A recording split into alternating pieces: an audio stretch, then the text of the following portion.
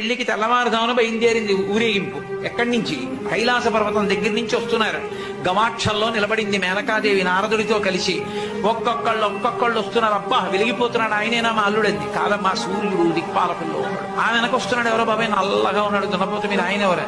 మీ అల్లుడు కాదు, బెంగ పెట్టుకోడు, యమధర్మరాజు గారు. ఆ వెనకాతలబ్బా చల్లగా ఎంత బాగున్నాడో, ఎవరు? చంద్రుడు, మీ అల్లుడు కాదు. ఈయనెవరోనయ్యో చాలా అందంగా ఉన్నాడు, ఎర్రగా ఉన్నాడు, కాంతులు ఈనుతున్నాడు. బ్రహ్మగారు, మీ అల్లుడి దగ్గర పురోహితుడమ్మా, పెళ్లి చేయడానికి వచ్చే బ్రహ్మగారు ఆయన మీ అల్లుడు కాదు.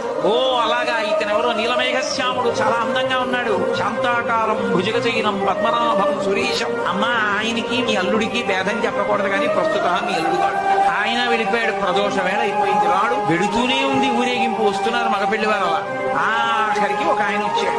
చుట్టూ భూత ప్రేత పిశాచాలున్నాయి, ప్రమదగణాలున్నాయి, మధ్యలో దిగంబరంగా తాండవం చేస్తూ వస్తున్నాడు. అడగలేదు మేనకాదేవి ఆయన మక్కుడు అని.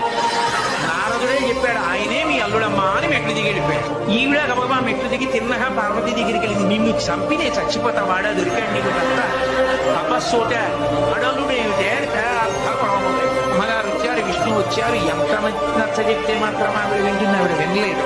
ప్రపంచంలో తన కన్యాదానానికి తను త్రికరణ శుద్ధి లేకుండా చేసి తన పెళ్లి తానే పాటు చేసుకుని తలవంపులు తెచ్చుకుని అవమానాలు పడి పెళ్లి చేసుకుని లోకాలకి తపోభూములు నిలిపినటువంటి ఉదాహరుడు పరమశివుడు ఒక్కడే.